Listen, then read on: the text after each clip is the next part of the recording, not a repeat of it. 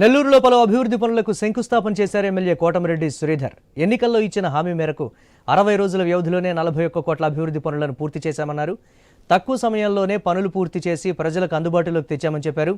కూటమి ప్రభుత్వం అధికారంలోకి వచ్చిన తర్వాత 231 కోట్ల పనులు చేపట్టామన్నారు కోటమిరెడ్డి.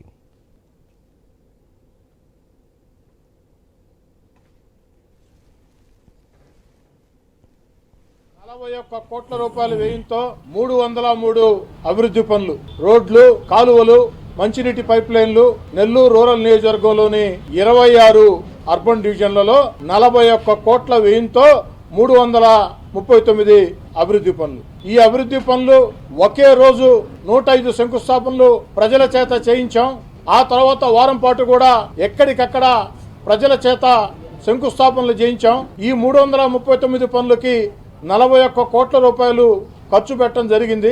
ఈ శంకుస్థాపనలు పూర్తయిన తర్వాత ఏదైతే మార్చి 20వ తారీఖున నేను మాట చెప్పడం జరిగింది, 2 నెలల్లో పూర్తి చేసి మే 20వ తారీఖున 339 అభివృద్ధి పనులు 41 కోట్ల రూపాయల ఖర్చుతో చేపట్టిన అభివృద్ధి పనులు అంకితం చేస్తామని చెప్పిన మాట కట్టుబడి 5 రోజుల ముందే ప్రారంభించబోతున్నామని సవినయంగా